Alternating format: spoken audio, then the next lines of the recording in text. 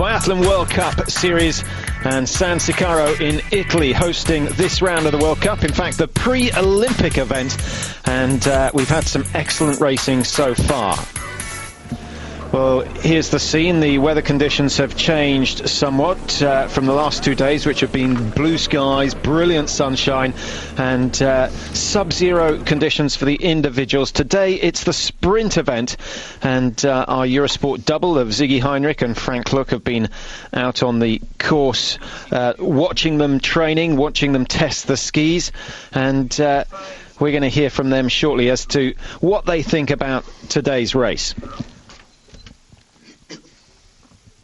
So here's Ziggy saying, hello biathlon friends, to the pre-Olympic 10-kilometre sprint for the men. Today he says things a little different from the last 2 days. Everyone testing material, and says to Frank, what's going on? What's the reason? Well, Frank says, yes, of course, as you can see, we have cloudy conditions today. There is no sun. But it's also an advantage. The conditions stay equal during the whole race. But it's getting, as Frank says, flowerier as well. I think that means softer conditions, and they'll have to use different skis. So you're just asking Frank whether it's going to be a lottery today, whether it's all going to be down to the material and the start of the time. He says it's a big difference compared to yesterday. The material is different, the technicians have been out testing a long time, but he doesn't think the favourites will change. Again, it will be the Russian team, and of course Mickey Grice on great form, winning just 2 days ago. And again, we hope he can finish with a top result. So Frank's saying the track obviously a little shorter, half the distance, in fact 10 kilometres today, and there's not such a big climb up to the shooting area, so we could see some better shooting than we did in the individual race. Either way, he says, hope you enjoy it and hope we get some exciting racing. Touching up the targets before the start of the race, a delay of 5 minutes or so before they get underway. We'll have a quick check on the weather before that actually happens. Well, the snow is -3. The last couple of days we've seen it down to -9 and -7. But the air temperature, again, warm. We saw them dripping with sweat the last couple of days, and I think they will be the same today. Here's the outline for the course. Remember, just 10 kilometres the distance, 2 shoots to be completed. And as Ziggy Heinrich said, the climb up into the range isn't quite as tough as it was in the individual. So we should see 3 or 4 athletes at least going clear in this sprint, if not more.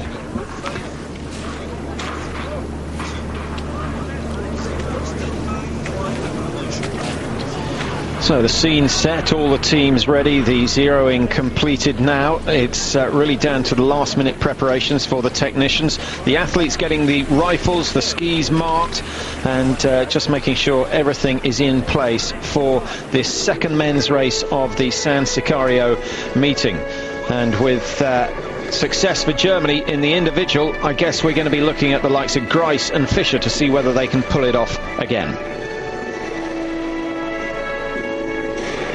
So the World Cup standings after 16 of the 27 competitions for this season. Raphael Poré has pulled clear again, 21 points now, clear of Ole Einar Bjorndalen, who isn't racing here today. So another opportunity for Poré to extend that gap. Mickey Grice up into the top 10, just ahead of Stian Eckhoff, one of only 3 winners of sprint events. And then Vincent Defrain of France down in the 11th, having a good season.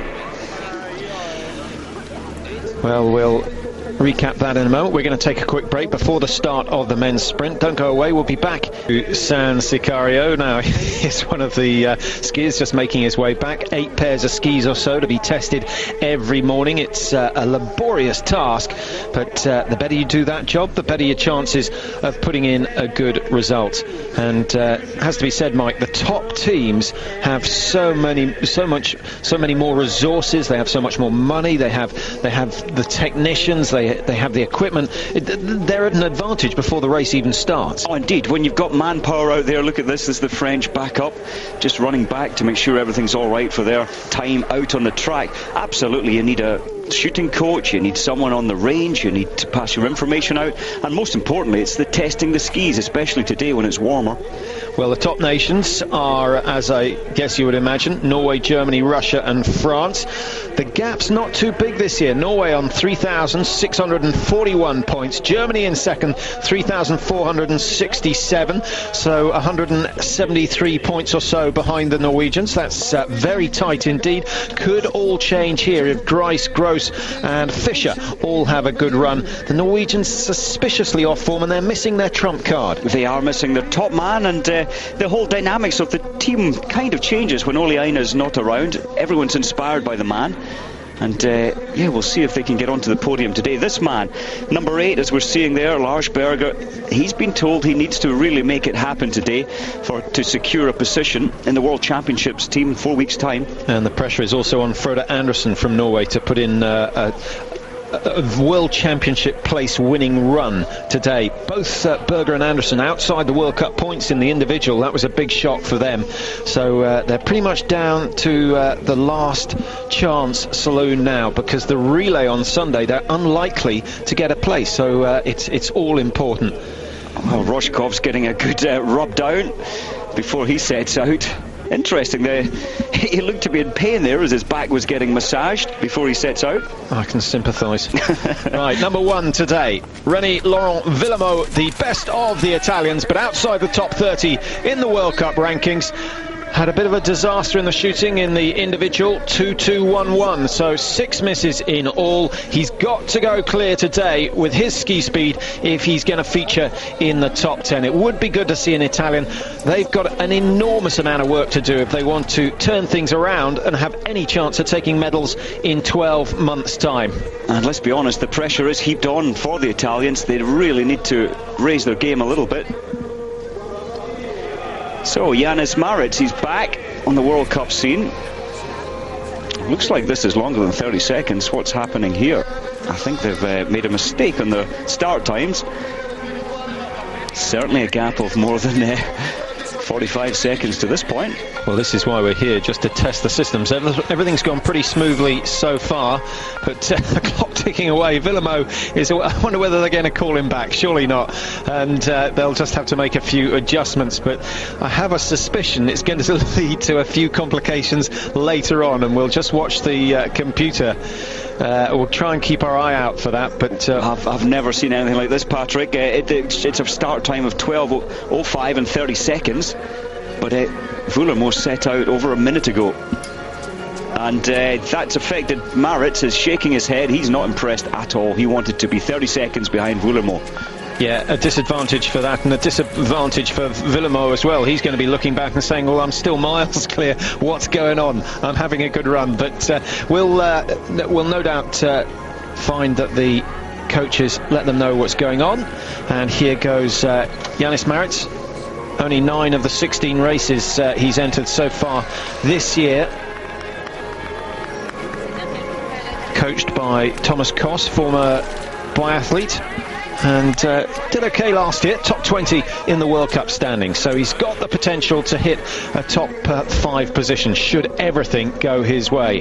This man, well, he's gone, but it was Raphael Poiret in the yellow bib again. He'll be glad he's got that back on his shoulders, but I guess it doesn't mean quite as much with Bjorn Dahlen saying, I'm not interested in the overall World Cup this year. My focus is on the cross country. Well, Bjorn Dahlen's come into a little bit of bad press back home. They're saying, well, look, you are the best biathlete in the world. Why are you not representing Norway and easily winning the World Cup total?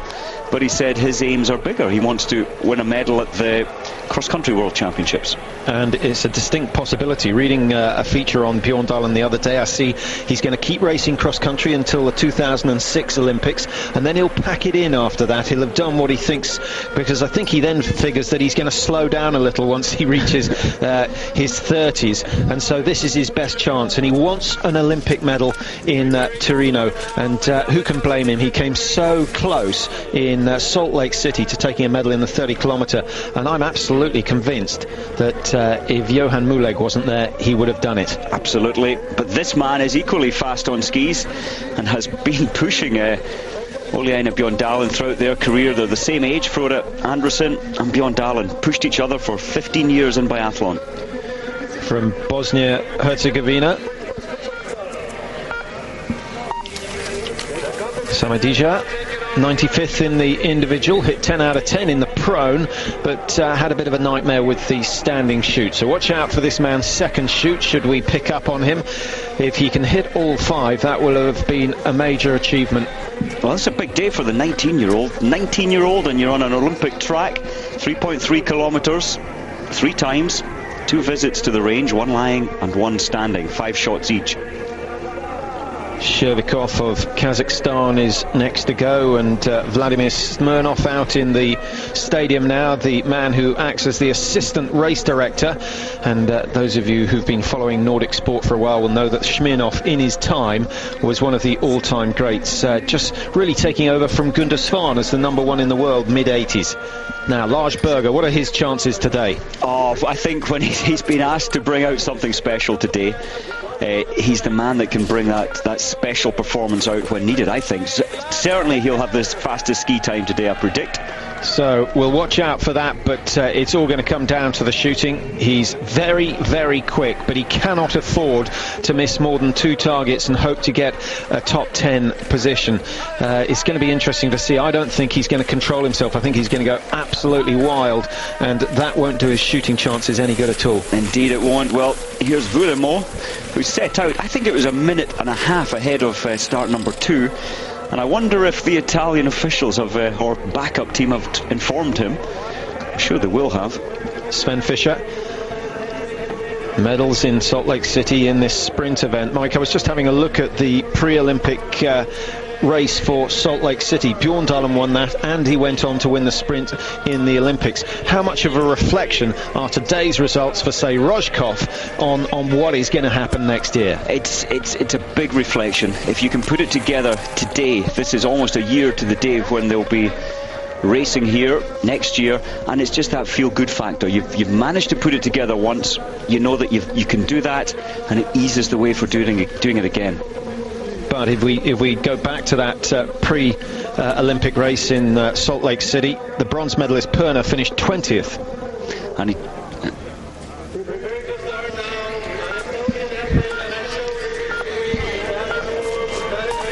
Jana Prance of Estonia, 31 now, and interested to see that 30 of the top 72 starters, Mike, are all over 30, or 30 or over, I should say. So really, almost 50%. It's about 40% of the field are over that threshold of 30. Yeah, biathlon, international biathlon, we're worried about these statistics, and they are trying to encourage younger athletes. Well, here's another 33-year-old, Pavel Rostovtsev.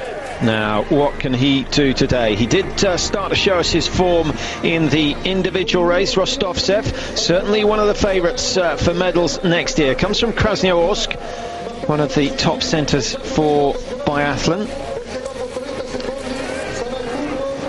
Number 13, Øystein Slettemark. I think better at the individual, but his skiing looks to be getting better. Watching, sort of graphing out his progress over the season, he's getting faster, but he still lets himself down, particularly with the standing shoot, and that's where he should be spending his time. Indeed, but I think Øystein will be delighted at his ski speed, as you say. His form is coming up and up and up, but at 68% prone and 53% standing, he doesn't really have a chance. And he's not going to hold this man off for long either. Raphael Poiré, now can he claim the full 50 points and pull 71 points clear of Oleana Bjorndalen in the World Cup standings? Not been the most consistent or convincing season from Raphael, but remember, he was very ill after Ruhpolding. He sat out a couple of the races in Antolt, and certainly the other day didn't look as though he was fully recovered. A little bit race rusty. Good start from Frode Andersen, 3.1 seconds inside the fastest, and I say good because he hasn't built a lead of 10-15 seconds, so he's controlling himself. He is, and it's a difficult thing to do, this self-control. We know Frode is so fast and his form is good, and it's just a question of holding back a little bit to make sure you can hit the targets, especially the first time in. Make mistakes on the prone and it tightens you up. It makes you angry and you don't flow as well. You can see the wind today, Patrick. The flags are blowing around just a little bit more than the previous 2 days here.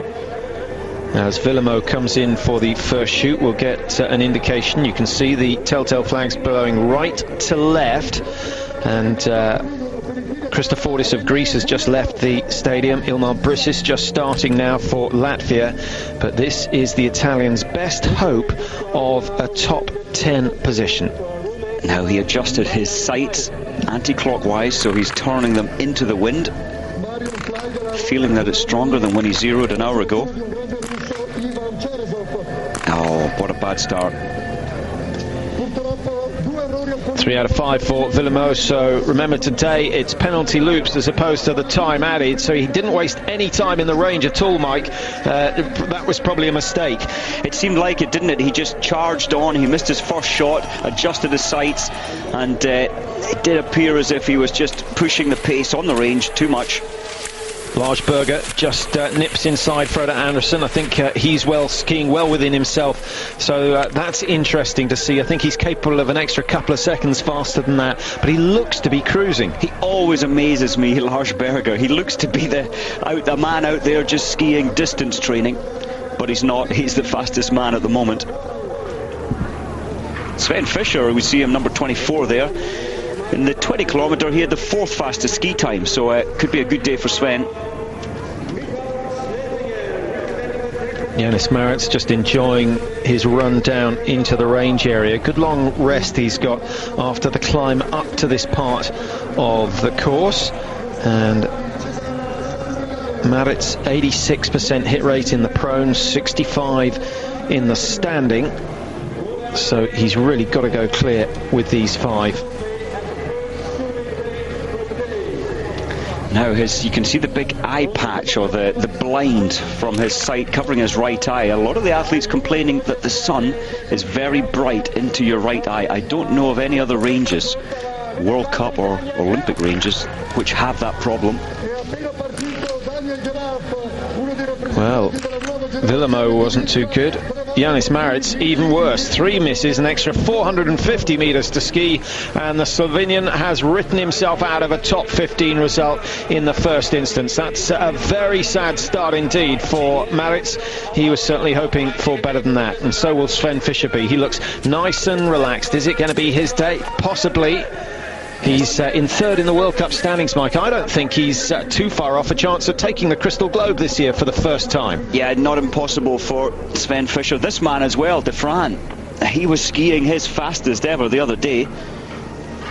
8th fastest ski time for De Fran.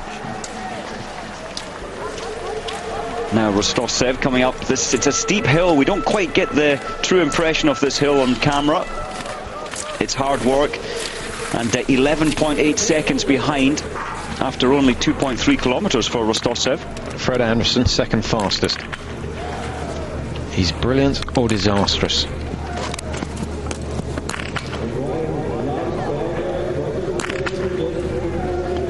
Well, he's got the best shoot so far, 9:57 the time he's after. He's going to be well inside that. He'll have a lead of 25 seconds at least over Villamo.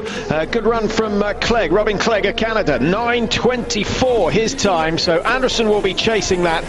Robin Clegg must have gone clear. He has gone clear on his first shoot. Sorry, we missed him as he went through. And the Canadians, I think, inspired by the performance of Zina Cocker yesterday, who got herself into 17th position in the women's individual. Poiret's time, 2 seconds off the lead. That's just about perfect. Just about perfect, but you get the impression Poiret is working so hard out there, pushing his limit.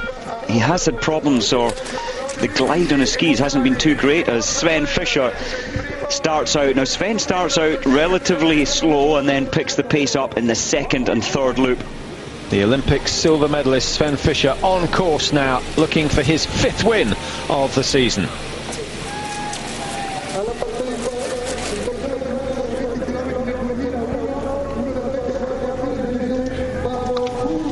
Large-Berger taking his time to settle. Frode Andersen, his teammate, has just gone out with 1 miss. If Berger can clear all 5, watch out for the fireworks on the 2nd loop.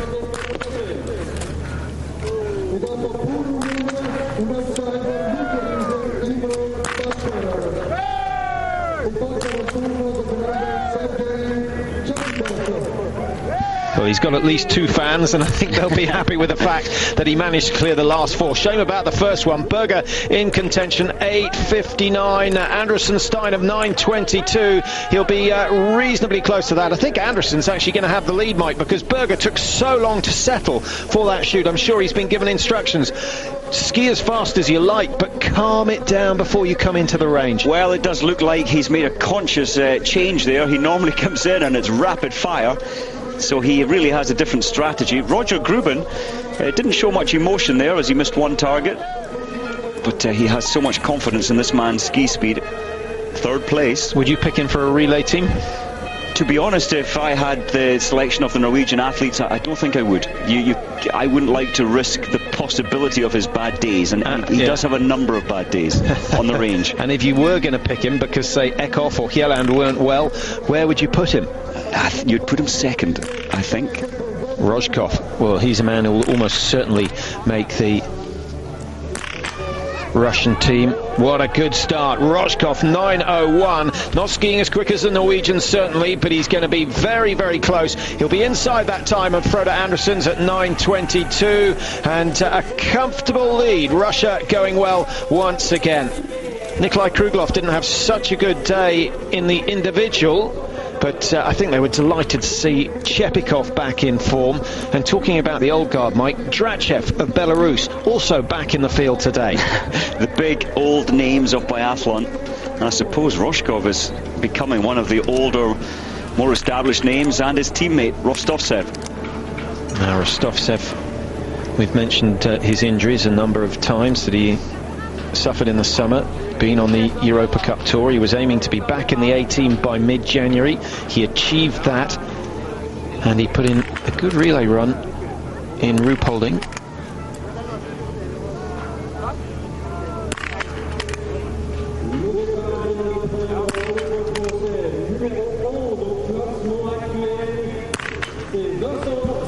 So 4 out of 5 for Rostovtsev, pretty standard at the moment. Rojkov stays top of the pile with 5. Now here's a man who really ought to hit 5 targets. Well, Poirier is just looking so focused today. I mean, this man's strength, this is strength of mind. He wants to get back on the top of the podium. I wonder if he'll adjust his sights. The wind is coming slightly stronger from the right. I think he will. No, he's happy. Well, the wind is doing all sorts of strange things. First mistake for Poirier.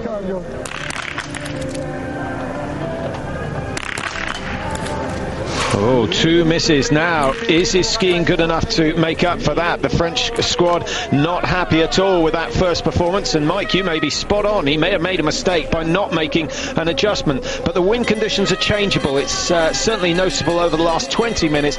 Fairly strong from right to left. And then occasionally we get a lull in it. And I just wonder whether Poirier just mistimed the shots. Well, it was surprising. He doesn't normally get into that position without checking the flags and making his adjustments. Who knows, the coaching staff will inform him later exactly where the shots missed.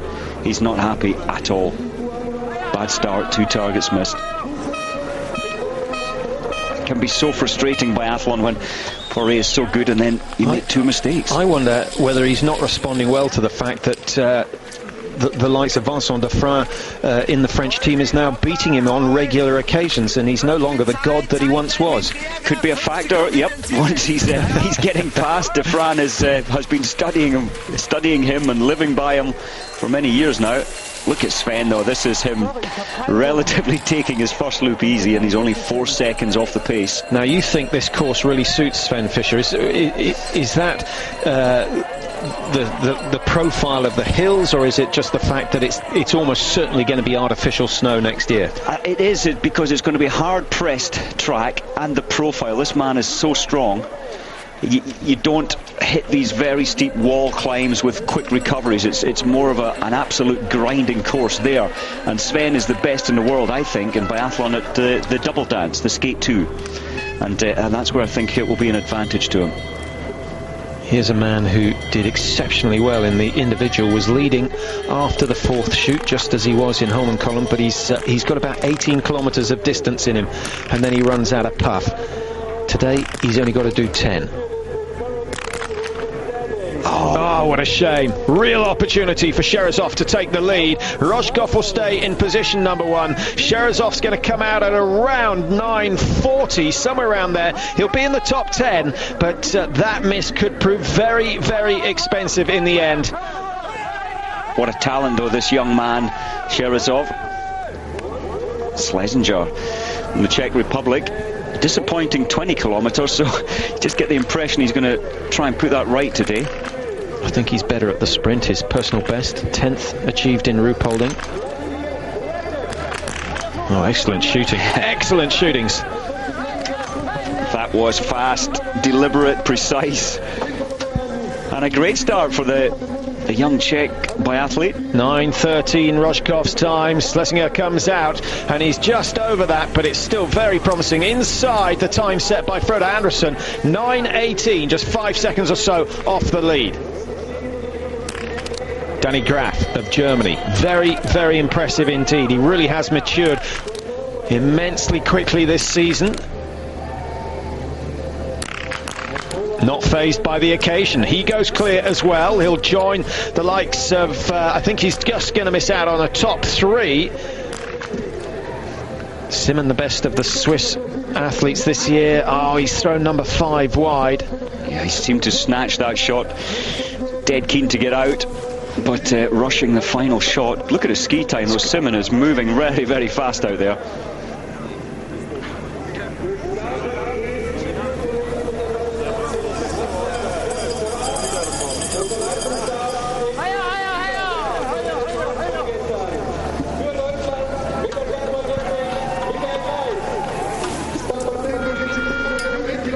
Another of the young Germans, and a man who's just won his first ever World Cup, winning the individual 2 days ago, Mickey Grice. Now, I wonder whether he's recovered from the mental strain of actually winning a World Cup. He said it took 24 hours or so for it to sink in.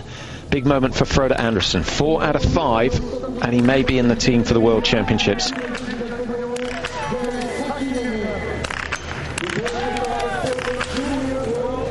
Mike. Well, that was a poor performance from Frode. Just didn't hold it together, didn't keep the rifle stable, and what an expensive 10 seconds that was. 3 penalty loops. Robin Clegg has just gone through the range. We'll try and get you the result of his shoot. Remember, Clegg up in the top 4 after the first shoot at the moment, as Sven Fischer settles for his first. You wouldn't expect too many misses from this man, but a lot of the top names having problems.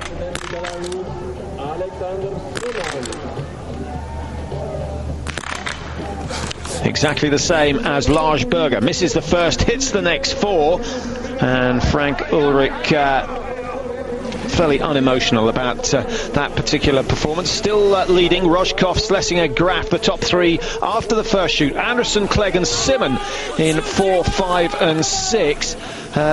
Interesting to see Raphael Poiré, Mike, 2 misses. He's down in 13th place, 43 seconds. So his skiing is okay. He's up with the best as far as the skiing goes, but those 2 shots very expensive indeed. Sven Fischer coming out, 1 penalty paid, and his time 9:30, down in 8th position. He's got to hope that the likes of Rojkov and Schlesinger miss targets on shoot number 2. Look at Sven go. That was the fastest round the penalty loop from anybody we've seen so far. And a chance to see Poiré on the track. It doesn't look like he has the same spark, the power that he had on the first loop. I agree. I think he's still not fully recovered. Lars Berger, he's got to improve on Andersen's score of 3 misses. Rapid fire again. Look at the movement. Lots of movement. I'm surprised that hit the target at all. He was all over the place in a hurry. He's lost that discipline that he showed in the prone shoot. 3 misses in all for Berger, but he may still get a top 10, and surely if he gets a top 10 he's worth a place in the team. Well, it's a tough team to make your 4 starters at a World Championships. Shepikov having another excellent season. 38. Got 2nd place in the individual. Was just looking at his recent run of form. He's gone 5th, 4th, 4th, 2nd, and just needs to top it off with a win here today. But that miss may well prove too expensive. 9:09. He's going to be outside 9:30 for the first split time, just behind Sven Fischer, I suspect. Look at Rojkov, his face. He's gasping for air. He really has come in hard. and you have to push your limits in the 10 kilometre.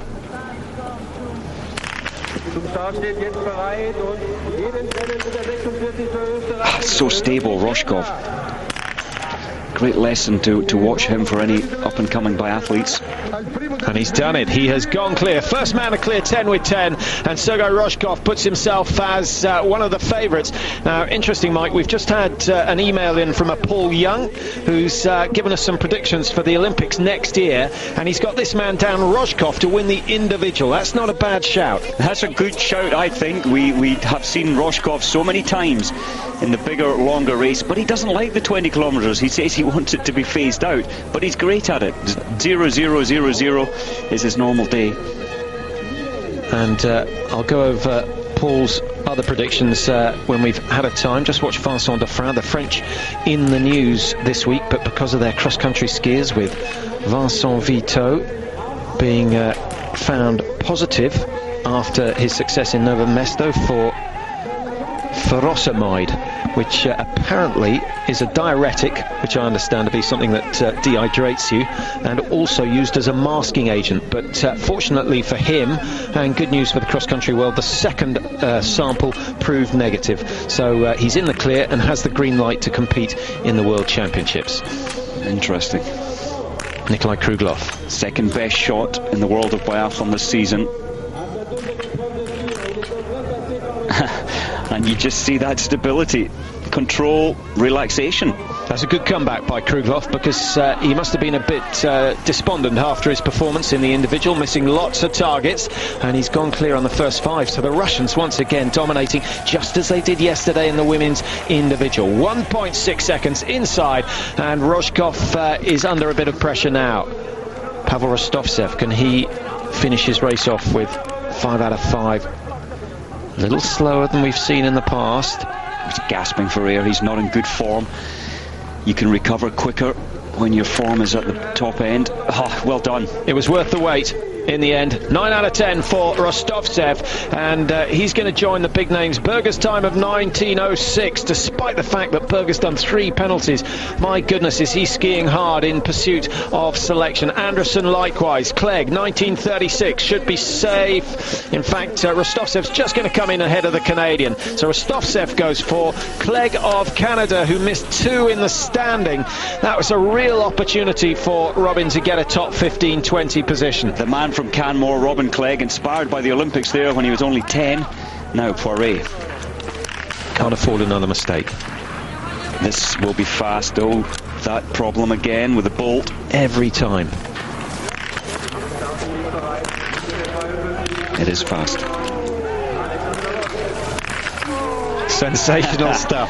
Absolutely brilliant. How does he do it? The reaction's so quick, the confidence so high, but he's lost time on the first shoot with 2 misses, 2 rare misses from Poiré.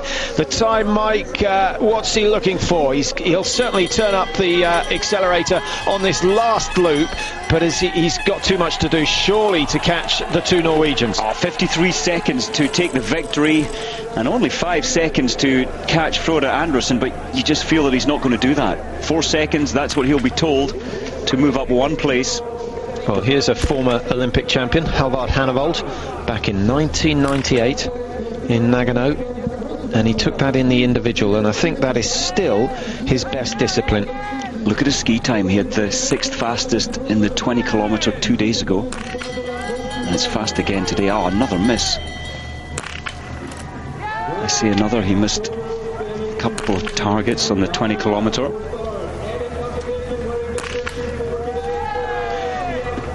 4 out of 5 for Hannevold, so he equals Frode Andersen's score on the prone shoot. Just looking at the odds, Mike, before this event, Lars Berger was at 5-1 to win this one as we cue in on Vladimir Drachev. I was surprised to see Fischer 6-1, Gredler 40-1. That might be worth a bet. Gredler is shooting much better than he has been for a long time, and Drachev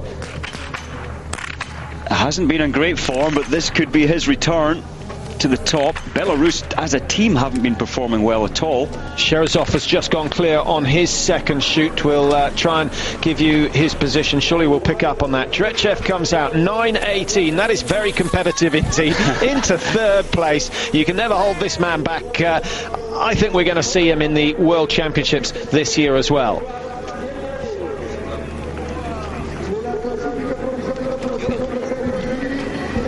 So just a quick update on the positions after the second shoot here in San-Sicario in Italy, the pre-Olympic World Cup. Rojkov still leading with a clear shoot, 18.26 his time. Sherazov has gone into second despite the fact that he missed one in his prone. Lajsberger third, 39 seconds down. That will be a good sprint to the line between himself and Frode Andersen, who are just split by 8 seconds or so. Rafael Poré down in fifth position, Mike, 2 misses and 53 seconds off the lead. Danny Graf. Now, this could be a big moment. What sort of nerves he got? That was so good. The young biathlete from Germany. It's good that the young biathletes have been brought in and they seem to be building confidence with every race they do. 0-0, Danny Graf. Where's Graf from? We've got Grice and Gross, who both live down in Ruhpolding. Is Graf a southerner or an easterner? I think he's an easterner. I think he's from Altenmark, which is another of the 2 big bases in the former East Germany. I thought that was in Austria. There is one in Austria as well. There we go. Altenberg, sorry. Altenberg. Yeah, well, that's definitely the old East. So there is a little bit of rivalry in the German squad between those who focus their training around Ruhpolding and those who do it all in Oberhof. Now, what's Andersen managed to do in the closing stages? 3 very expensive misses in the standing shoot. 29.38 the time from the Italian Villamo, but I'm fairly sure that is going to be beaten. It is 27.14, and Andersen has dug deep there. 2 minutes 23 inside. That means absolutely nothing at the moment. We have to wait and see the likes of Robin Clegg coming in. Sven Fischer. Oh, Sven's been pushing his pace more and more out on the track, getting faster and faster. Yeah, so how much can he make up on Rojkov on the last loop should he go clear now? I think he could take 15 seconds off Rojkov, but he's going to be pushing now to get out on level terms. Very high right elbow.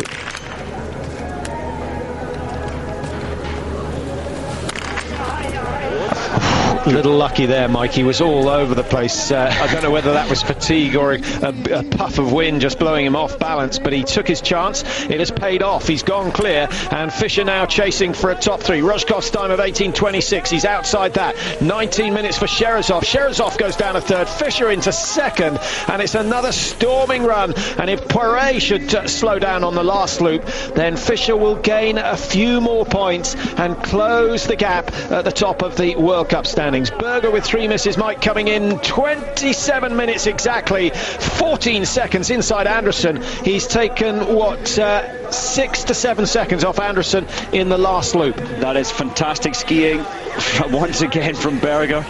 Will it remain a top 5 position? I'm not quite sure. We've got Rojkov out there. Sven Fischer 17 seconds behind Rojkov. What an effort, though. Looks effortless when he's skiing, but when he crosses that line, he falls apart. He is absolutely fatigued. Come on, Chepikov.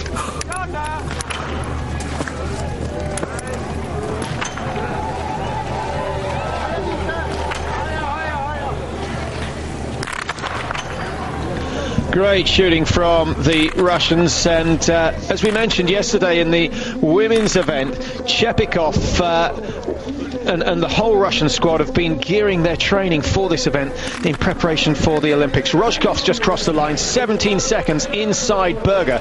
Bear in mind that Rojkov was clear. Berger missed 3 targets in all, so he skied an extra 450 metres, but he's still only 17 seconds behind, so he's gained roughly 350 metres over the distance. And there's the effort. Well, Berger took 15 seconds off Rojkov's time in the final 3.3 kilometres, but Berger probably will have the fastest ski time to date. I wonder whether Roger Gruber, the Norwegian coach, would have been more impressed had Berger hit all the targets and skied a little slower, rather than the fact that he's skied like the wind again and missed 3. Well, it is a sport of 2 disciplines, and yeah, coaches really do want to be selecting the athletes who are reliable on a regular basis. But with Berger's ski speed, you couldn't really not pick him for a sprint race. I don't see how you can keep him out of the sprint. He's such a valuable asset for the team.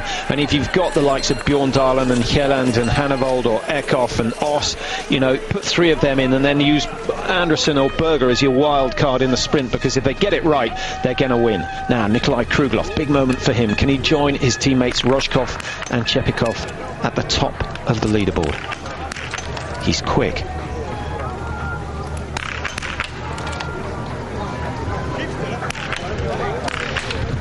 Great control, this man. Great discipline, mind control. That is a fantastic time. He has to ski the length of the range before he gets out. Well, you have to say that with the Russians specifically training for this event under the guidance of Valery Polkovsky, they have just about got the formula right this year. And interesting, in an interview, Polkovsky saying that he doesn't care about the World Championships coming up in the next 3-4 weeks. He's only interested in medals next year at the Olympic Games, and he's used this period as a trial for those Olympics, and he's got it absolutely spot on. Rostovtsev, another stunning run from him, 1 miss on the day, and he's totally shattered. I mean, he had a terrible leg break back last April.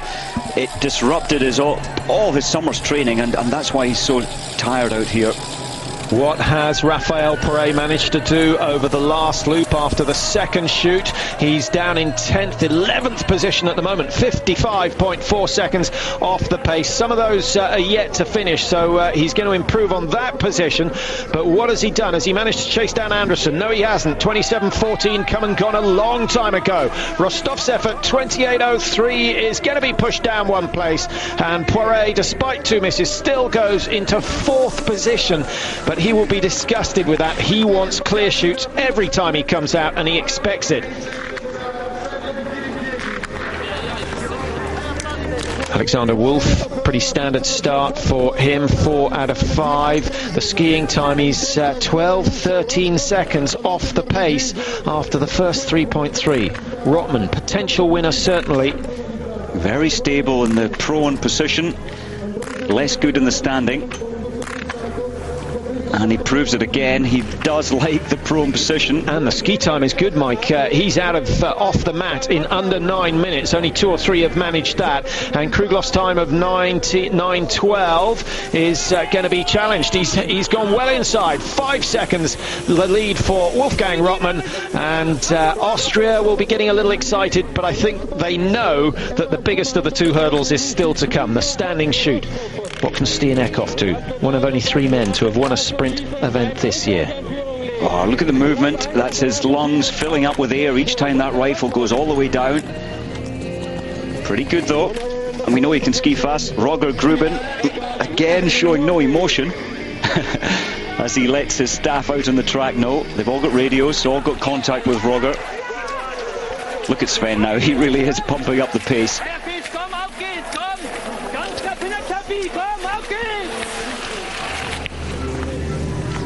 Can't remember a Norwegian shooting clear so far today. Can Hannevold put that right with his second shoot?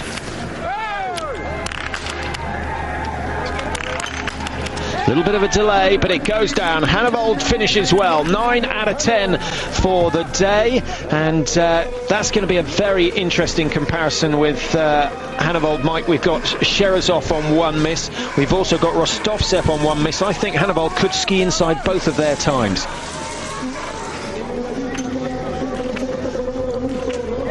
Drachev's chance of a win has gone. Not skiing as quick as when he's on his best form, but he's another of these men like Rotman and Puranen who knows how to prepare for the big occasion.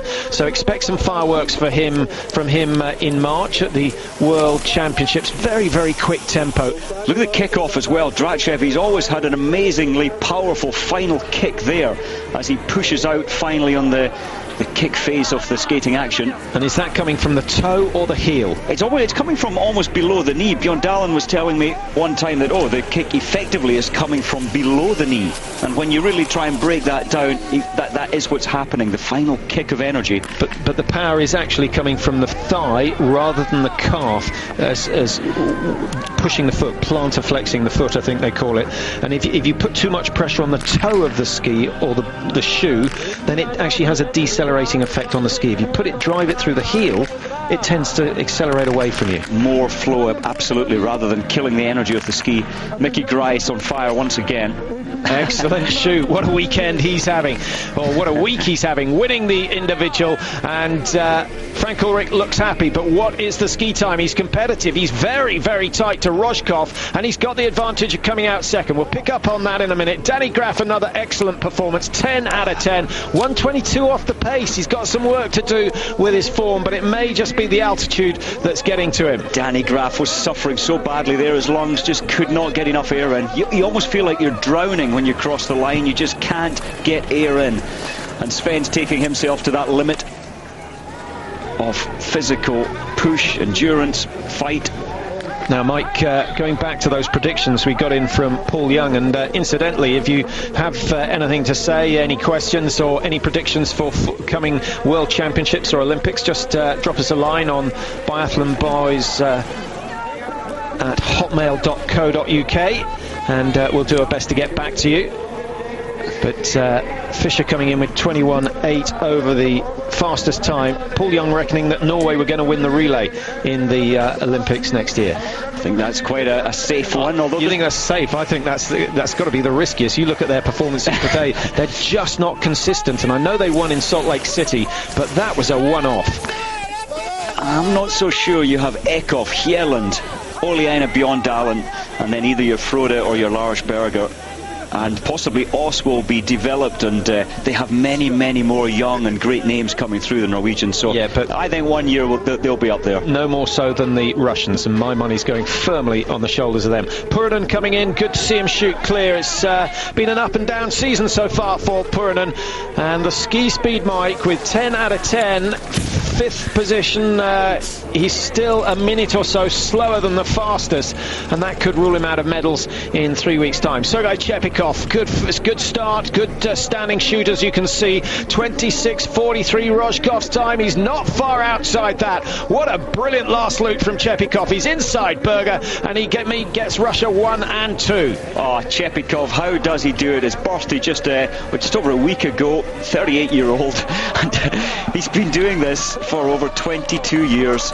Junior world champion way back in 1985. Interesting, I see that he didn't take part in the altitude camp prior to these races, so this is one of the up-and-coming Norwegians that could make the relay team next year. 18.24, the time that Alexander Oss is after. Is he going to be a first-time winner today? Just outside Kruglov's time, but it's only going to be a matter of 5 or 6 seconds. The clock will stop in 2 seconds' time. Oss comes out, 18.32. He's got some chasing to do, but certainly a top 3 is possible. It's very, very tight.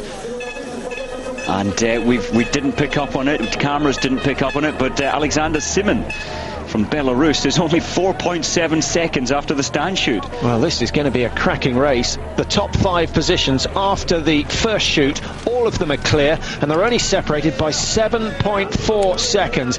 And Bjorn Ferry could join them. The time is quick.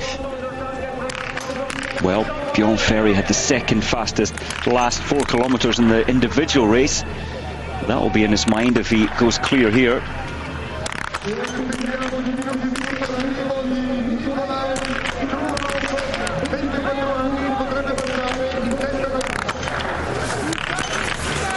Well, the results are good, Mike, but I'm afraid to say that his shooting has cost him the chance of a win. Just too slow, and that's the case that was more like an individual shoot rather than a sprint shoot. I think he just had to hold his discipline, as Kruglov is probably coming in to set the fastest. It's going to be tight. 26.43's after, just outside, and Rushiko 1, 2, 3. Kruglov just missing out. When he left the range, he had 2 seconds to make up. He's made up 25% of it, but it's just not enough. Rojkov stays 1, Kruglov 2, Chepikov 3.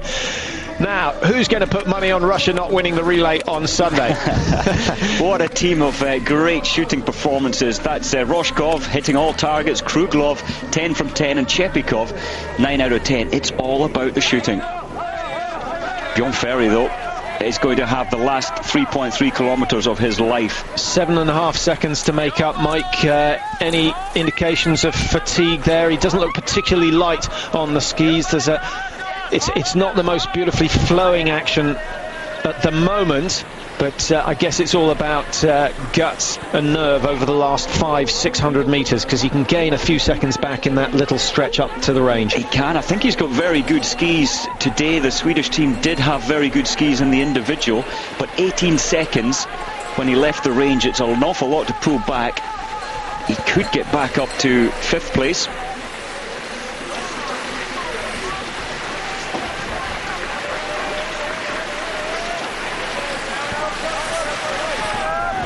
Well, 364 days to go before the Olympics, and Roshkov will be delighted that he leads the pre-Olympic World Cup. 26:43 is time. You can see that the Russians dominating the top. Larchberger, I think, has done enough to gain his ticket. You cannot not take him. He's the best Norwegian at the moment, and in 4th place, despite the fact that he missed 3 targets in all. As that caption came up, Mark Walker just crossed the finish line. 23rd place, 27 finishers. Sadly, 1 miss in the prone and 3 in the standing. But his ski speed is good, 4 minutes 32 behind, missing 4. Now that brings us back to the British shooting, Mike. I know we offended Roger Roberts, who's got the task of coaching the British team with shooting, but it's a part-time job, and isn't that the problem? If you're going to coach shooting, you need to be there all the time to develop it. Absolutely. All these teams, all the big teams, as Rotman sadly missed his first, all these big teams have shooting coaches, they have conditioning coaches, and you take Ole Einar Bjorndalen, and he has one of each to himself. Absolutely, and that's the kind of backup the athletes need when you're on the world stage like this. What a pity for Rotman, 2 targets missed. But yes, if there's no funding to bring experts in, it does make it very difficult as an athlete to reach your top possibilities. Halvard Hannevold is just going to miss out on being the top Norwegian today, but he could go ahead of Sven Fischer. It will be tight. He slips into 5th place. Fischer pushed down a 6th, and Norway now 4 and 5. Still Russia 1, 2 and 3, but here's a man who could upset the leaderboard. Alexander Oss, of course, heading for the finish at the moment, and just try and give you an update on his position. Looking for Oss's time. He hasn't gone through 8.6 yet, but it won't be too long. Stianekov 18:34.35. He should have a top 10 position here, and if he can wind it up in the last loop, then he could well challenge the likes of Hannevold and Berger. Shoot off of Russia also coming out. Well, Ekov has 14 seconds to make up to get 3rd place. What's Mickey Grice managed to do? He was 2.5 seconds off the lead when he left the range, chasing the 2 Russians, and he looks in some state at the moment. Mickey Grice, of course, going for a double victory here in San-Sicario. Vladimir Drachev driving hard as he comes into the line, outside the top 9, but into 10th position for now. He won't stay in the top 10, but I think that's a good comeback. Drachev will be happy with the way that went. Quick shake of the head. He'll be back for more. 57 seconds behind Drachev, missing 1 target. It's good skiing. We got an 8.6 kilometre split. Watching out for Oss of Norway. He's dropping time, down in 6th now, tiring on the last loop. Mickey Grice also losing time, 7.8 seconds behind. He was 2.5. The form of the Russians is better than we've seen all season. I don't see Mickey Grice coming back from there. Oh, he's suffering, Patrick. 2 days. The effort he put into the 20 kilometre for his victory, I think, is making him suffer just a little bit more today. Good effort, though. 4th position for Grice. He'll certainly improve his 9th in the overall standings. 14.5 off the pace.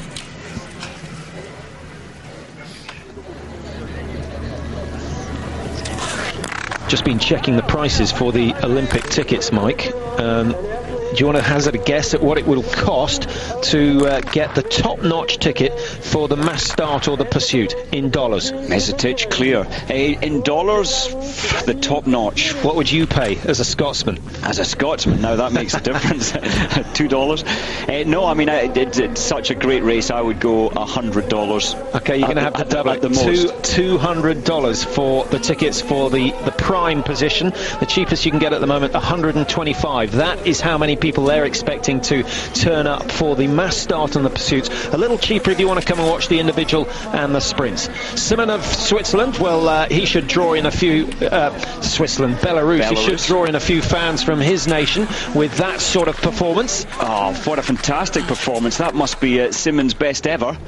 Second place by only 0.6 of a second.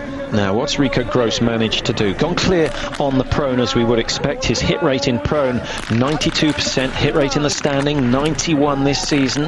Have a look at his foresight. You can adjust the sights on the front as well as the back. Unusual. He's also added a big heavy weight, and it really is working. He is the best shot in the world. But he's not quick enough to win a sprint at the moment. He's so consistent, Rico. We don't often see bad days from him, and to have consistently good performances. But to look at his ski speed, he just doesn't quite have the spark. There is 4 weeks to the World Championships, and over the years, Rico always lifts his performance leading into a World Championship, so I think he'll still be at the top for the World Champs. So far, the Germans are struggling to miss targets. Renowned for his shooting speed, Bernbacher.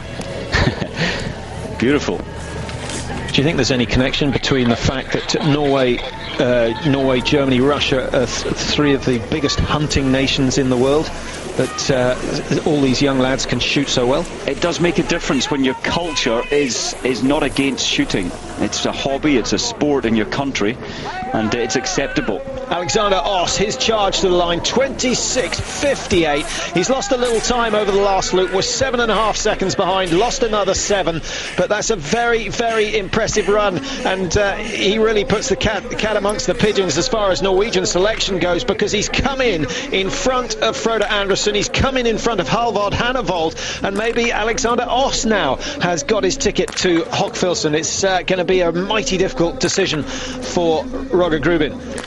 Well, Alexander Oss as Bernbacher, we see a slow motion, and it was still fast with his 5 shots going down. Bjorn Ferry is going to take the title today. 26.43. It's going to be so tight. Oh, he's missed it by a second. Bjorn Ferry will kick himself. His first ever win was there for the taking. He's missed it by 0.3 of a second. Oh. What an effort. He skied like the wind out there. He did have the second fastest last loop 2 days ago. After the second shoot, Mike, what time was Ferry behind? He was 18 seconds. 18 seconds behind. A phenomenal finishing run from Bjorn Ferry. I guess Rushkoff deserves it on the fact that his speed was consistent, but he's made up 17.8 seconds. He needed 18.1. What a shame. Fine specimens supporting France.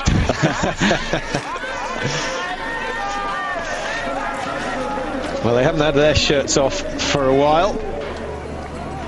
Beautiful weather down here for the last 3 or 4 days, as is so often the case in this part of Italy. Quite close to the French border on the west side of Italy, so I think we'll have 1 or 2 French supporters, and it's a great location for the Olympics, simply because the Austrians, the Germans, the Czechs, the Slovaks, they've only got 3-4 hours driving at the most to come and support their nations. You take Nagano, Salt Lake City, it is really only locals who come and support. Indeed, this opens up many possibilities. Good to see Janez Osbol and doing well.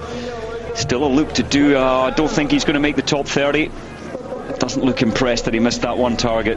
You may have seen the name of Raphael Poiré flicking through there, down in 26th position. He's come through the finish now, Poiré, and we'll try and give you an indication of his likely finishing position. But we know Fisher is going well and is in with a chance of getting top 5. Poiré already pushed down to 19th. He could find himself without any points at all today. That would be unusual. He only missed 2 targets and down in 20th. It must be quite tough for Poiré, just wondering, well, my form is dropping. Do you think that will put a smile on Ole Einar's face?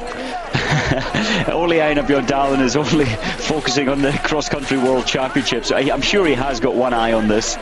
You know, he also stated he was going to keep running till the 2010 Olympic Games, and that will include another 150 World Cups, and on 50 wins already, it could put him pretty close to the all-time record by one Ingemar Stenmark of Sweden, who had 86 World Cup wins in alpine skiing.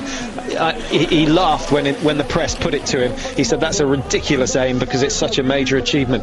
But the rate of wins that he's had so far, if he can keep that going for the next 150, he won't be far away. No, I believe you're right. If he is still inspired and focused to do well. The thing is, what's going to happen if he begins to lose his ski speed? Then he'll begin to lose interest in the sport, I think. Wolf, star number 52, he really is powerful. Had one victory to his name, and it was in the sprint. Miro Kozic.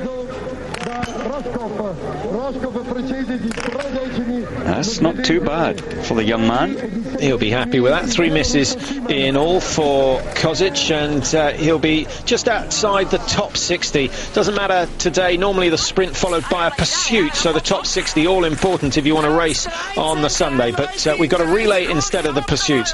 Rico Gross not going too badly. Here comes I was going to say Alexander Oss. It's actually Stian Ekhoff with 1 miss to his name. The Norwegians peppering the top 10, and another one gets in there. 4 in a row. 7, 8, 9, 10 for the Norwegians at the moment. The best of them, Alexander Oss. Berger in 8th position. Ekhoff in 9th now. Hannevold in 10th. That's good consistency. I think they could be in with a chance in the relay event. Well, look at Frode Andersen's ski time. He missed 4 targets, and he's only 30 seconds at the end of the race behind the winner, so he really is skiing well. Would you exclude him in the relay? I wouldn't put him in the relay, but I'd certainly I'd like to see. I think if you put Berger and Andersen both in the sprint event, you can rest assured that one of them is going to put in a good performance, and then leave the rest to Bjørndalen. And who else are you going to pick? Alexander Oss? Well, doesn't have the experience. Doesn't have the experience, but I think they'll probably race him in the relay. Here's a man who'll be trying to get into the German team. That's Roche. What great shooting from all the Germans today, and the Russians. Shudov.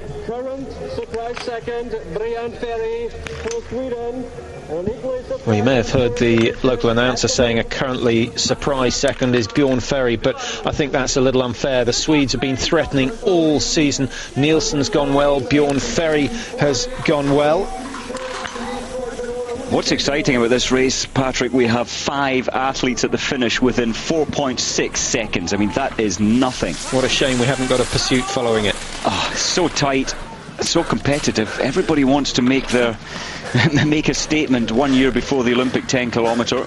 Zimyanin clear on the day, 40 seconds down on the pace. Now here comes Shudov. Those 2 misses early on really have cost him. He's only 46 seconds. He's skiing as quick as Roshkov, Ferry and Simon, and that will prove to him that if he can strike lucky and hit 0-0 on the day, then he is a potential winner. Well, Shudov has gone out in 19th. I think he'll get up to 12th position. I think Hannevold is under threat here, which is quite a big ask. 14 seconds gained over the last 3.3. I think he'll do it. Conditions do seem to have got quicker as the day has gone on. I wonder whether we're going to see people deciding it's better to go in a later group. A possible win there for Mesutic, but he missed the last 2 targets. Look at the anger from the coach, the German coach they have. Rico Gross looking tired. not flowing very nicely, getting too stable on each ski, getting stuck on the ski, and it takes a huge amount of strength to stay in what is virtually an unstable position, with your centre of gravity not directly over the ski. Yeah, not flowing when you compare it to Lars Berger, who just flows, lets his body weight change naturally. But in 4 weeks' time, I think it will be very different for Rico. Look at that, a clear shoot, and he's struggling to contend with the top 10. Anderson's time, 27:14. He's going to be just outside that. Jay Hakkinen, Mike, of the United States from Alaska, 13th position at the moment in the finish. Gross comes in 14, 27, 21, and 37 seconds behind the leaders. So what's that in distance terms? Well, we're looking at about 220 metres. 220 metres. It's not much. Well, if you're doing a running race and you're 220 metres behind someone, you know how much work it takes to close that sort of a gap, so I think it is significant. I can't think of a race, Patrick, a 10-kilometre anywhere where at the moment there's 19 athletes within 57 seconds at the finish line, and there's going to be more, so maybe 1 minute separating the top 25, and that's an indication of this course. It's not technically difficult, it's a working course. The experts in the alpine skiing, the cornering, don't have the same advantages here. It does close the field down. But if we get soft snow and the altitude combined in the Olympics, the gap will be much, much bigger than it is today. Bernbacher. How many of the Germans have gone clear so far? Mickey Grice is clear. Bernbacher with a chance. Down it goes. 10 out of 10 for him. What a day for Frank Ulrich. He's hardly missed a target. Rusch went clear as well for the Germans. Probably 4 of the 7 German athletes have hit all 10 targets. Now the French built a reputation for good shooting, but they've suffered a little like the Norwegians today. This is good from the 20-year-old, and again the French are developing and keeping the depth of their future biathletes. Oh, he nearly tripped over. He did. He's fallen, and that is a problem. You're putting your ski poles on, and then he placed it in between his skis. Frustrating. But look who he skis like. The champion in France, Raphael Poiret, modelled and copying all the techniques, probably copying the training methods as well. Mesutich, he will be thinking, if I'd hit the last 2 targets, I'll be in first place. So Rojkov still leading at the finish, with the Russians having a fantastic day. Bjorn Ferry of Sweden currently in 2nd place. Well, there you see the standings at the moment at the finish for the men's sprint event. Rojkov, Ferry, Simon, Krugloff, the top 4 positions. 4 nations represented now in the top 4. Chepikov down in 5 for Russia. What a week he's had, 2nd and 5th, so more good points. That's in fact 7 races in succession that Chepikov has been in the top 5. And I'll just check his World Cup position to see whether he's got a chance of taking the overall crown at the end of the season. He's in 5th, 387 points. He's almost 200. He's 190 points or so behind Raphael Poiret. That's too much to make up. It's a big ask with a limited number of races left. But with Chepikov's form just on the up and up and up, what a pity. He's only 4 seconds away from victory today, but gets so many fewer points. As we watch De Lorenzi, just a reminder that with 27 World Cups this year, the worst 3 results get taken off your score. So you can afford to score 0 in 3 of them, and it doesn't actually have any effect on your overall tally. And both Poiret and Fischer will lose points. Bjorndalen won't lose any because he's shut out more than 3 already. So he's still got a chance. But as we've said, his focus now on taking medals at the Nordic World Championships in Oberstdorf, starting on the 16th, so starting this weekend. And we'll keep a keen eye on those events. Well, bad news there for Italy. De Lorenzi missed 4 from 5 in the lying down, start number 100. Just completed his 2nd shoot. Tom Clemens having his best World Cup of the season. He's only missed 1 target, and I think without a doubt he'll make his an Olympic qualifier today. So well done, Tom Clemens. currently 56th position. How many Brits have ever made World Cup points? Which means getting in the top 30 now. Used to be the top 25. Certainly in different Brits, we've had 6 who have achieved World Cup points. Then it was top 25. Yourself included? Yes, I managed that a number of times in my career. And it was largely based on good shooting. And who's the most recent?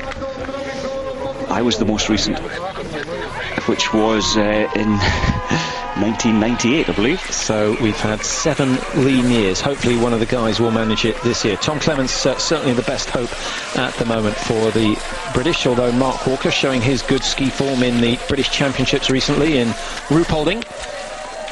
And if he can put a clear shoot together in one of the World Cups before the end of the season, then who knows what might happen. Shoot off, promising result from this Russian. 2 misses on the prone. So if you're feeling kind, take 45 seconds off this time. He's going to be would have been just over 26.35, which would have been a top 4 position. What is he? 27.19, and shoot off 36 seconds off the pace. In fact, it would have put him top. So he's another immensely talented Russian skier to watch out for. That's quite amazing. Rush. Unusual. So at last the Germans prove that they're human when it comes to shooting. Roche throws too wide. Any reason for that, or do you think he just felt he was rushing it? He wasn't holding the rifle stable. When you've got good form and good shooting form, it's all about reaction, but there just wasn't the stable base there to allow that reaction to happen. 126 starters in all today, so still some way to go. Annie Bernbacher of Germany heading towards the finish now. Looking down from the later starters, Vadim Sashurin started number 94. We'll try and watch his progress. If we go back to the first shoot of the late starters, Sashurin actually in 15th place, so he's only 14 seconds off the pace. Absolutely, and his teammate Valuulin, look at his time. Coming in for the pro, and it's well and truly up there. They really are coming back into form, into ski form at least, from the Belarus team. And with Drachev in there. Sashurin now settling for his standing shoot. Clear on the prone. Vadim Sashurin missed his first target and his second standing. And his third. It's all falling apart. I think he got a little excited after that first and the fourth. Maybe he's shooting at the wrong target. No, the last one goes down. It's easier said than done, isn't it, Mike, in the standing position? Look at the window, Patrick. I think he's had some bad luck there. What a pity for Vadim. I can't think in 15 years of international racing where he's missed 4 out of 5 in the standing. But look at Valuulin's time, only 3 seconds off the fastest after the pro. He's well and truly going to keep this race alive. Danny Mesetic missing 2 in the standing as well, 32.9. He's skiing well. It really is so close now at the top. Everyone coming to the top of their game at the right stage of the season. We'll just run down the standings at the finish to give you some idea of how close it is. We've got 32 seconds separating the top 13 finishers at the moment, but the top 5, Mike, only 4.6 seconds apart. Rozhkov, Ferry, Simon from Russia, Sweden and Belarus, and then Krugler and Chepikov, 2 more Russians in that top 5. Fastest man on the day, without a doubt, Lars Berger, 3 misses, and then Frode Andersen. In fact, Frode Andersen a fraction quicker than Lars Berger, Mike. Indeed, on the ski time, it's Frode's day today. Berger missing 3, but 8th position. Quite amazing. I think the message, though, Patrick, for next year Olympic Games, we now have 24 people within a minute, that whoever wins this race, it's going to have to be the perfect shoot. Everybody realises that now today, that they are going to have to hit all targets to win an Olympic medal here next year. That's what we said in the women's race yesterday, and no one went clear, so Anna Begali in the end stealing it. But it was interesting to see that so many of the women shooting the first 3 perfectly and missing the 19th or 20th shot. Yeah, it seemed to be the pressure of the event. And next year that pressure is going to double when you get 20,000 spectators behind the range, a further 10,000 out on the tracks, and Olympic medals at stake. Bernbacher, one of many of the German squad that's shot brilliantly today, 27.30, and his time 47 seconds down. That's cost him 19 places. Normally that would be worth a top 10 finish, but not today. Zimianin just ahead of him from Poland in 18th. Someday for the likes of Russia and Germany. For is Wolfgang Perner of Austria, who will be through shortly. And just to remind you, he took the bronze medal in this discipline in Salt Lake City 4 years ago, or 3 years ago I should say, and he certainly believes that he can do it again next year. Well, I think Perner's come in today trying to forget 2 days ago where he missed 9 targets in the 20 kilometre, but Perner's only 7 seconds off the lead after the prone shoot. Just while we took the ad break, Tom Clemens came in, 48th position, only 2:29 behind. That's a very good performance and an Olympic qualifier for the Brit biathlete.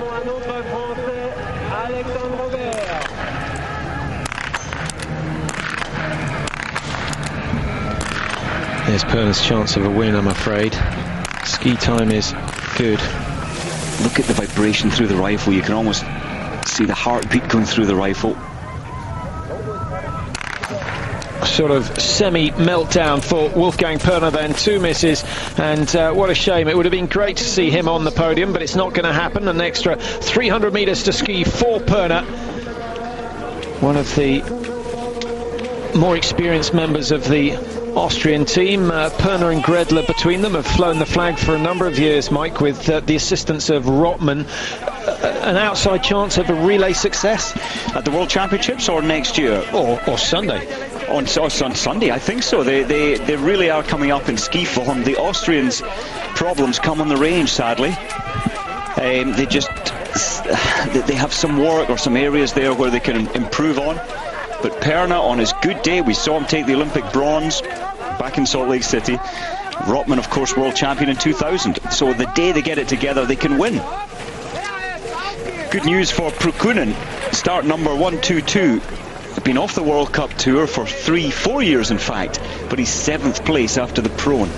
Nielsen coming in. He's not going to match his teammate Bjorn Ferry at the top of the leaderboard, but a top 30 just. Nielsen goes in 29. I think he's going to be pushed out of that and outside the points. 1:05 down. Now, normally 1 minute within the lead, Mike. Certainly with Poirier down in 30th position at the moment. It's I think this is the closest race we've seen all season. Yeah, it's unbelievable. 24 athletes within a minute. It's the closest I've ever seen a 10 kilometre in 20 years that I've been around the World Cup biathlon. And I think that is a reflection on the course profile.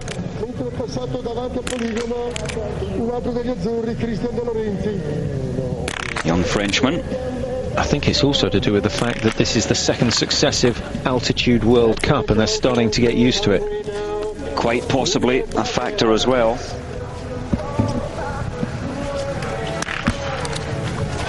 Prima. He's creating a long bridge there with his fingers in the stand position. 5 misses on the prone. He either had a windy spell, like we saw for Valiulin, or he's taken a fall and knocked his sights. Yeah, complete disaster there for his prone shooting. The sun was fluctuating, coming out and in. That does affect the targets a little bit, but shouldn't be enough to have you missing 5 targets. Pokluka from Slovenia. Now, I think the caption's wrong there. I don't believe he can't count up to 5. Well, the caption showed 1 miss and one round left in the magazine. Well, let's hope he's fired all his rounds off. Now, that's happened before. And would lead to disqualification. I think the most memorable disqualification was Fred Anderson back in Oslo at the World Championships there. That was, yeah, and that was gold medal at stake, wasn't it? He started the race with a full magazine underneath his bolt, so loaded into the rifle, and an absolute no-no. And do you classify that as cheating, or do you just classify it as ignorance? He should have known, and he wasn't really trying to save time. It was just a habit he'd got into. It saves 1 or 2 seconds when you get into position as Izawa for Japan comes in. 4 targets. It does save you a little bit of time to prevent you reaching forward, getting the magazine, putting it in the housing. If it's already there, you just click the bolt forward and you're ready to go.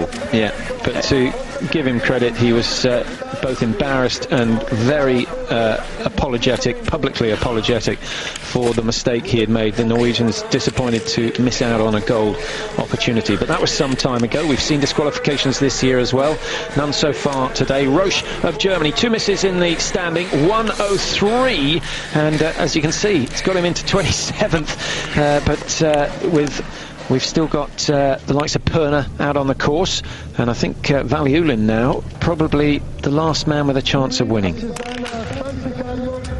No longer. Not anymore. What a pity for Valiulin.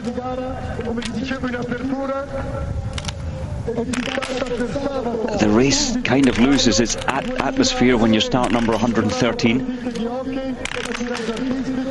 Well, with 3 misses, instead of looking for a win, he's now looking for 1 World Cup point, and he's going to be pressed. 450 metres to ski. It's going to take him just around 1 minute and 5 seconds, and he's going to be fighting out with Raphael Poré, who's down in 31st at the moment. Lee Jackson of Great Britain now. Come on, Lee, get at least 3 out of 5. Come on, Lee Jackson. His ski performance is on the up, at the British Championships, performing very well.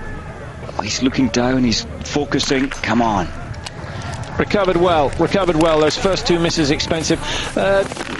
2 big deep breaths in between each round there, Mike, compared to the top guys who are taking 1 or sometimes none. What do you make of that style? Possibly maybe a little bit more racing then gets you into the rhythm. Subconsciously you just go through that rhythm, the reaction of squeezing the trigger.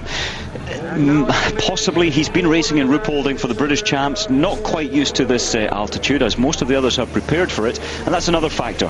His lungs suffering, as most are, but possibly suffering more than most if you haven't been up at altitude for a number of weeks. Prokhunin of Russia, his first race of the season as far as the World Cup circuit goes, and it will be interesting to see what sort of speed he's got, but don't be surprised if he's amongst the top 15 fastest.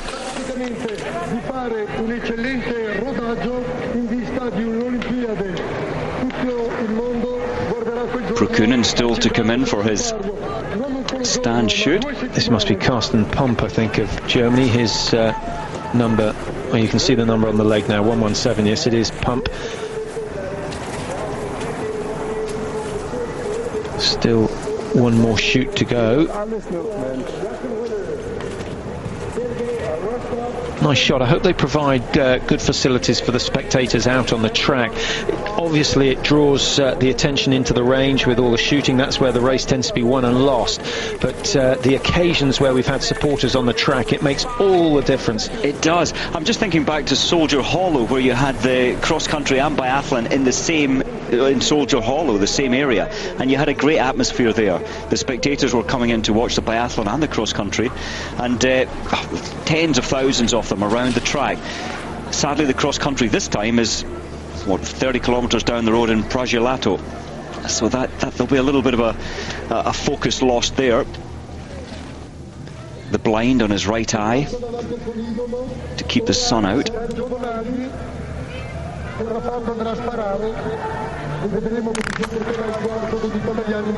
Rapid fire and hitting all targets could still get him World Cup points,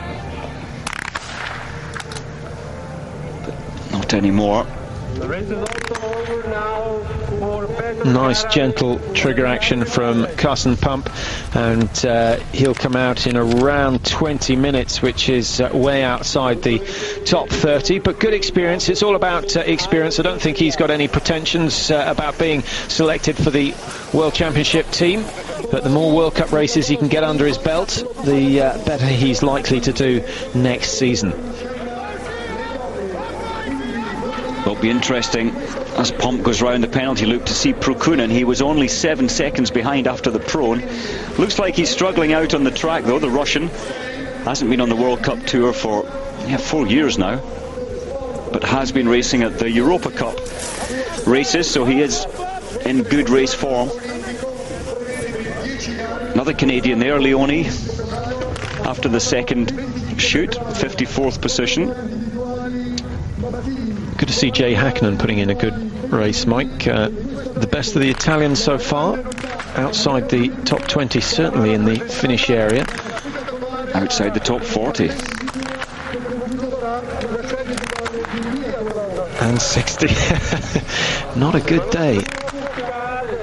Oh, the pressure. I think the Italians, that the newspapers are focusing on them. And here's Procuna.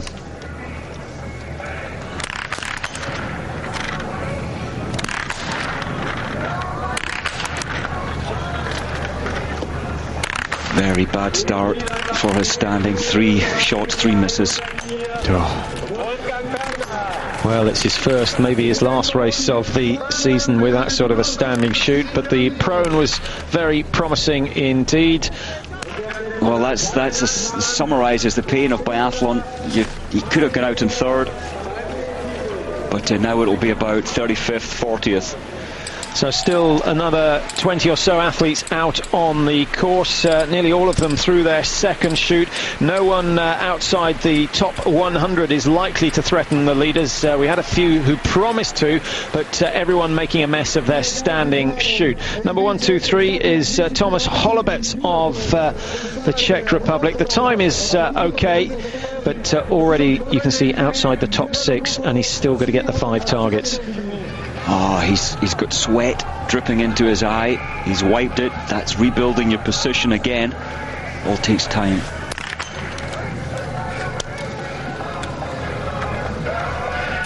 He's really working hard. He wants to hit these 5 targets.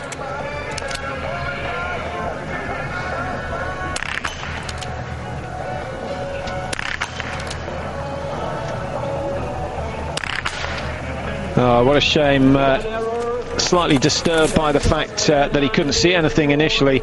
Well, that wraps it up. No one else has got a chance of catching Sergei Roshkov of Russia, who wins the sprint event in San-Sicario in some style. 26:43.8, the winning time.